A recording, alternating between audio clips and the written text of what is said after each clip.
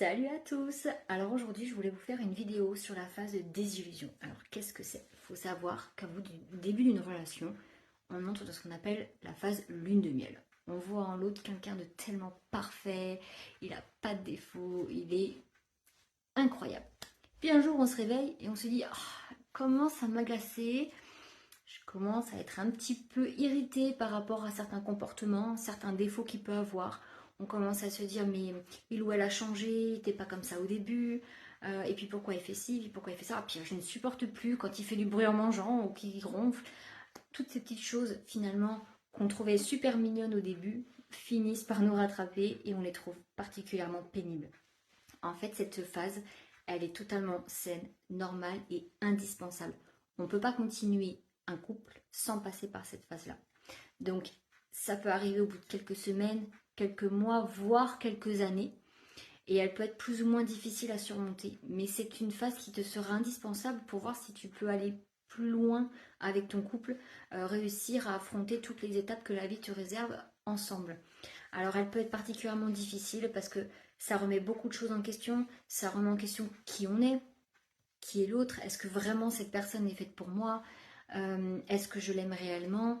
Elle peut être aussi particulièrement difficile si on n'arrive pas dans la même phase au même moment. Rappelez-vous, on n'a pas tous les mêmes besoins en même temps.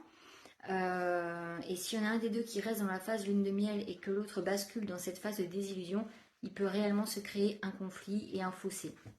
Alors, l'avantage de cette phase, c'est que si on arrive à la surmonter, eh ben, ça va nous permettre d'être encore plus proche, encore plus fort face à la vie qui va suivre et on va plus être amoureux de la personne qu'on a idéalisée, mais de la personne pour ce qu'elle est vraiment. Donc le véritable amour, à mon sens en tout cas, commence à ce moment-là.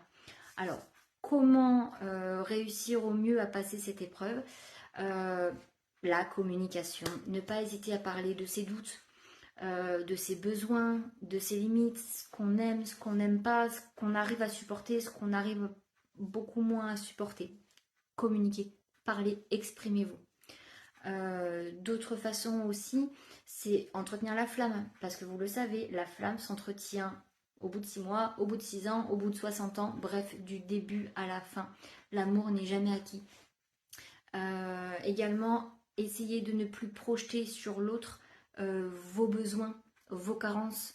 On a tous un bagage émotionnel, on a tous un passé et on a tous comment dire, des troubles ou des manques à combler en fonction de ce qu'on a vécu avant.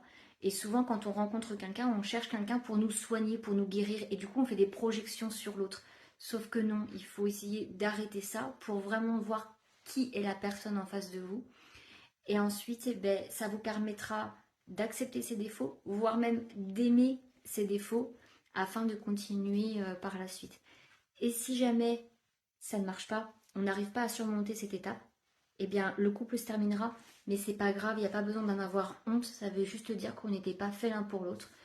Et à contrario, si vous arrivez à surmonter cette phase, eh bien je vous assure que l'amour sera totalement différent et même beaucoup plus fort.